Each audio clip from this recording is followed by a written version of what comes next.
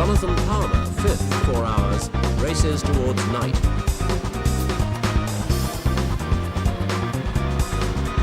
The sun causes problems at this stage of the race. Drivers bless the dry conditions, but have to battle the 5-7, just ahead on the road.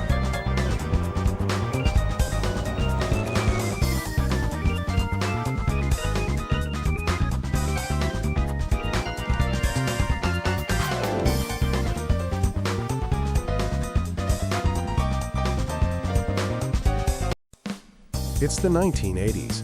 Porsche is selling their 930 and the 944. They were doing good. But Peter Schutz, the CEO, and Helmuth Bott, the head chief engineer, both of them had big plans and pushed the idea of the creation. Group B Rally. The FIA had just created Group B regulations. Other manufacturers were already building monsters. Porsche decided to build something different, something revolutionary.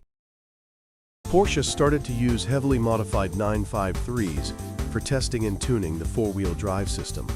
And in 1983, Porsche unveiled the Porsche Group B prototype at the Frankfurt Motor Show. Sleek, smooth, and packed with technology. 1986. Porsche was about to release the 959 into production. But then, Group B was banned. Porsche shifted its focus to the Paris-Dakar Rally, one of the toughest races in motorsport history. But first, before we get to talk about the 959 Dakar spec, the Porsche 959 was in production. The car looked futuristic, and its limited production was 337. As Porsche said, the car was just like the prototype, sleek, smooth, and packed with technology. In especially the PSK four-wheel drive system.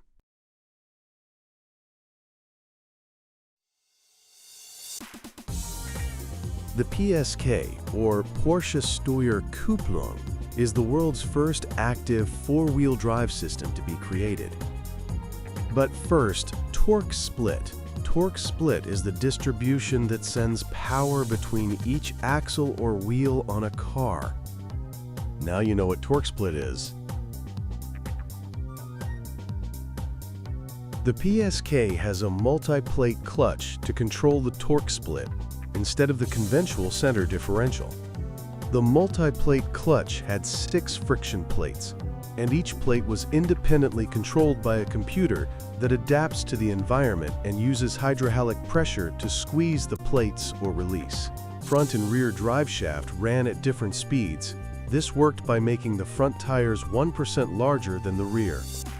And when applying pressure to the first clutch, small amount of torque gets transferred to the front, and when locking up the second, third, and so on, it increases the torque output onto the front. And when all the clutches are all pressed, this means it's locked, which means it's set to 50 to 50. This means 50% of the power are on the front and rear. Porsche 959 has a default torque split of 40 to 60, 40% of the power sent to the front and the rest to the back, copying the 959 weight distribution. And under harsh acceleration, it goes 20 to 80, sending most of the power to the rear to gain more grip. That's the reason why you see the Porsche 959 squatting when launching the car.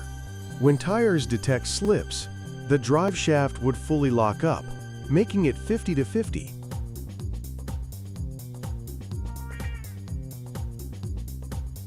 The 959 uses double wishbone suspension on the front and back, but Porsche added electronically controlled adjustable ride height, as well as having 2 shock absorbers to make adjustable damping, which was the first production car ever added.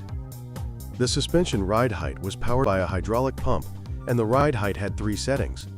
The highest mode could go up to 6 centimeters, while the second can go up to 3 centimeters. The 2 shock absorber was used for the electronically adapted dampers and for the 3 damping settings to make the suspension either softer or stiffer.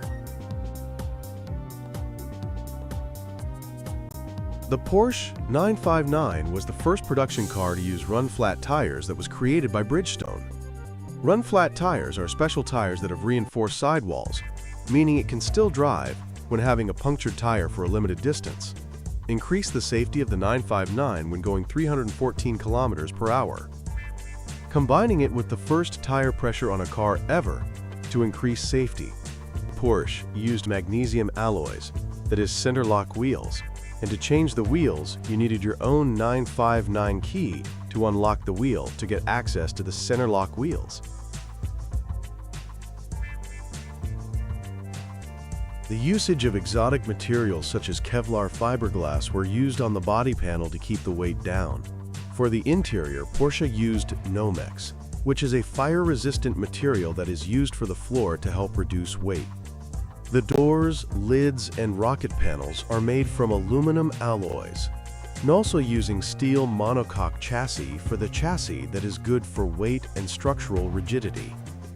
With all of the exotic materials used in the car, it still weighs 1,450 kilograms.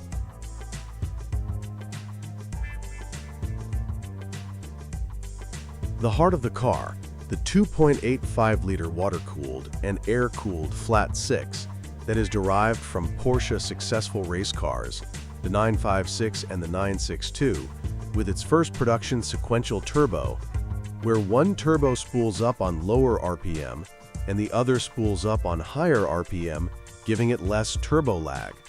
The flat six included a 4-valve that is water-cooled on each cylinder, while the engine block is air-cooled.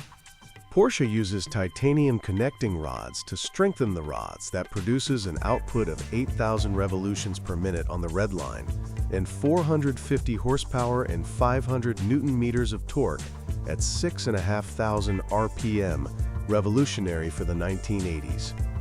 And yet, down along the production line, the car was way ahead of its time, and that came with an issue. 1985. Paris-Dakar Rally.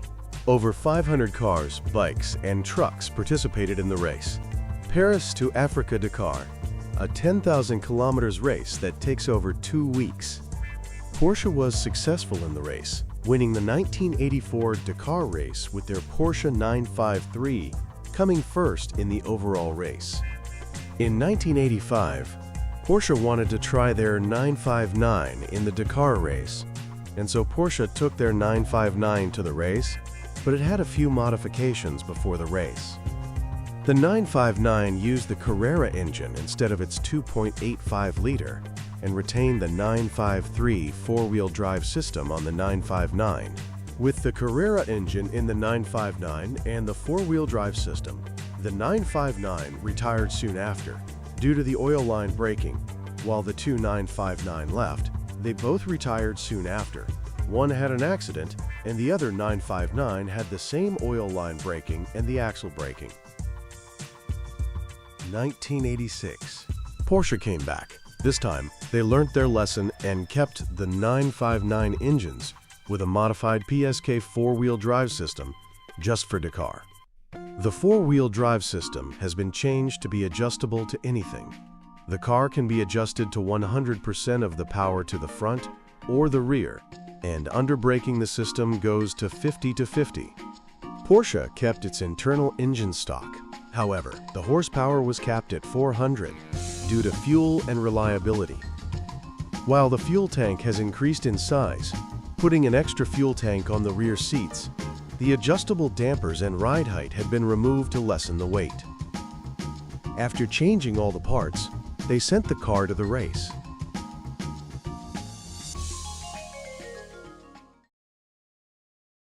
After 22 days of driving, rough terrain and scorching heat, René Mech and Dominique Lemoyne, the two drivers who drove the 959 all the way to Dakar. First place, Jackie Ickx/Claude Brasseur, the two who drove the second 959, second place. The third car was driven by Roland Kussmaul and Wolf Hendrick, sixth place. And the third car was a parts car, which is only used for repairing the two main cars and was only meant to be behind the two main cars, and yet it had crossed sixth place. Porsche had won the 1986 Paris-Dakar. Porsche had made history. with its groundbreaking technology, especially the four-wheel drive system. The Porsche 959 was way ahead of its time, and that came with a cost.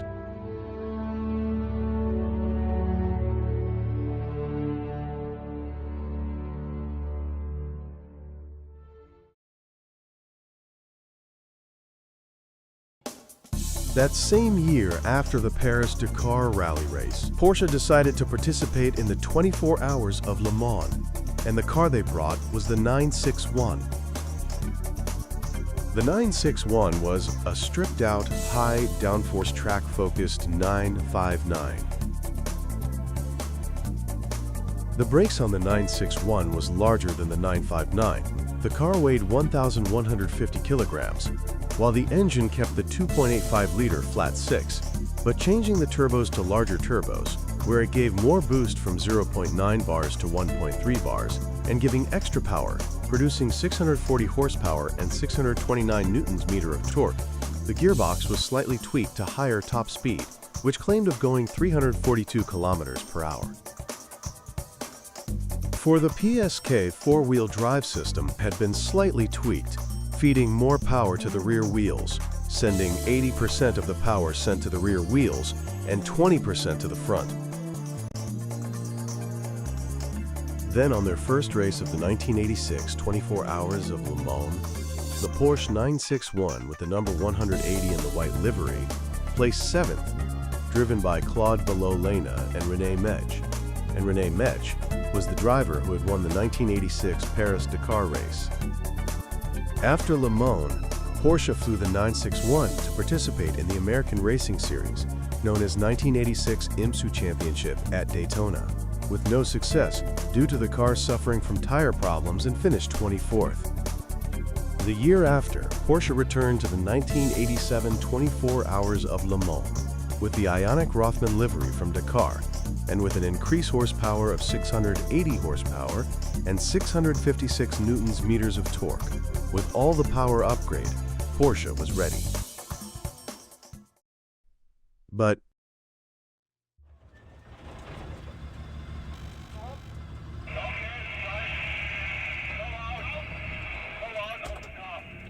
the voice you heard was that of Porsche's Peter Falk on the radio, warning his driver the car was on fire. He could see on television what Nierop couldn't see in his mirrors. The race cam still runs as Case abandons ship, the fire now raging fiercely. He can only stand helplessly by as the fire takes control. Dense smoke fills the cockpit as the floor-mounted camera melts.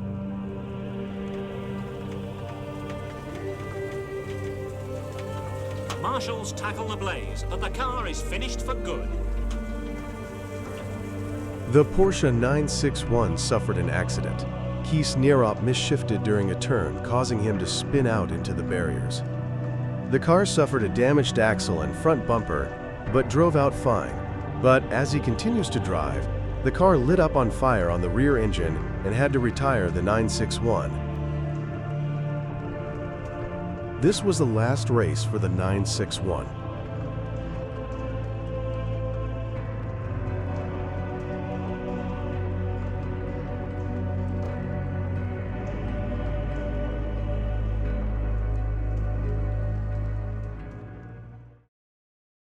After all the races, Porsche had a big issue to handle. And that was money. Porsche was losing money every time they built the 959. They were selling their 959 for $225,000 when it was new. And the production cost is double that of the production car, losing $276,000 on each 959, and 337 were made. Porsche almost went bankrupt when making the 959. And because of that, the USA wanted Porsche to crash their car in their country, but that would have costed a lot of money, making and crashing the prototypes. Meaning, Porsche only sold their 959 in Europe. The rich people in the USA wanted the 959 in the US, but DOT didn't allow. because Porsche wouldn't crash test their car. So what Porsche did to solve the issue was to make the 959 seem like a race car, so it would allow to import the 959 as a race car. And to beat the newly unveiled Ferrari F40. The 1987 Ferrari F40 was the fastest car in the world at that time, going 321 kilometers per hour. With its 2.9-liter twin turbocharged V8 that produces 478 horsepower at 7,000 revolutions per minute and 577 Newton-meters of torque, beating the Porsche 959 in every way. So what Porsche did, they still had Porsche 959 parts left after they created 337 959s. They used the spare parts to make 29 special Porsche 959s. And what they were called is the Porsche 959 Sport.